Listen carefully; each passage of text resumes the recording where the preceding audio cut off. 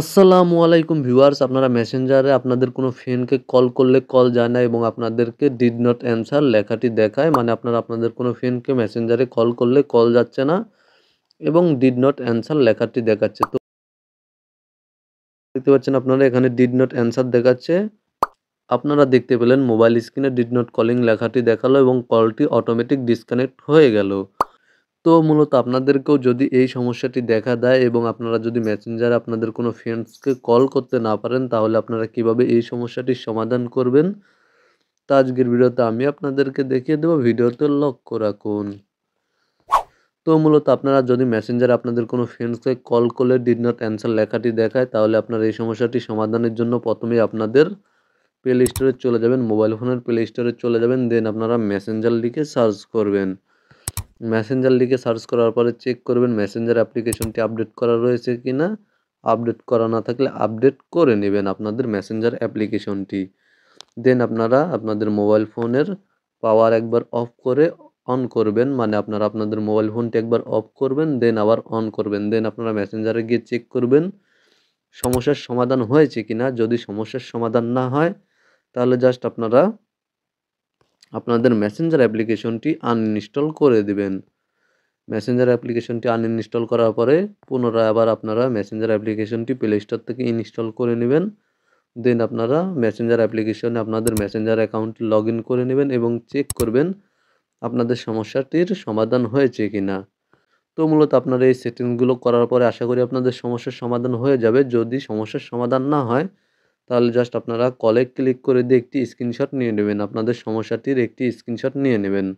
তো জাস্ট মূলত আমি এখান থেকে একটি স্ক্রিনশট নিয়ে নেব।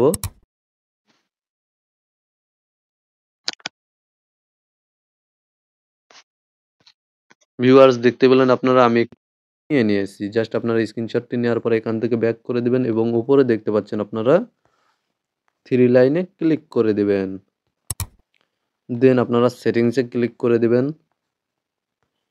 সেটিংসে ক্লিক করার পরে এখান থেকে নিচে চলে আসবেন এবং এখানে দেখতে পাচ্ছেন আপনারা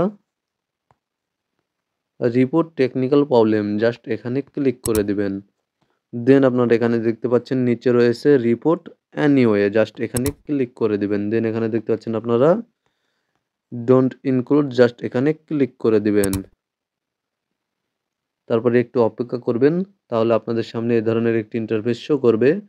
এখান থেকে জাস্ট আপনারা এখানে দেখতে পাচ্ছেন যে কর্স মার্ক অপশনটি, এখানে ক্লিক করে দিবেন। দেন আপনারা ক্যামেরা রোলে ক্লিক করে দিবেন এবং যে স্ক্রিনশটটি আপনারা নিয়েছিলেন আপনাদের সমস্যা, সেই স্ক্রিনশটটি আপনাদের মোবাইলের ফোনের গ্যালারি থেকে অ্যাড করে নেবেন। জাস্ট আপনারা ক্যামেরা রোলে ক্লিক করে দিবেন এবং স্ক্রিনশটটি এখান থেকে অ্যাড করে নেবেন। দেন আপনারা এখানে আপনাদের সমস্যাটি লিখে দেবেন, টাইপ করে দিবেন। তো মূলত আমি অলরেডি আমার সমস্যাটি লিখে রেখেছি, টাইপ করে রেখেছি। জাস্ট আমি আমার সমস্যাটি এখানে দিয়ে দেব। আপনারা আপনাদের সমস্যাটি এখানে দেওয়ার পরে, মানে আপনাদের কেমন ধরনের সমস্যা হচ্ছে তা এখানে টাইপ করে দেওয়ার পরে আপনারা সেন্ড অপশানে ক্লিক করে দিবেন।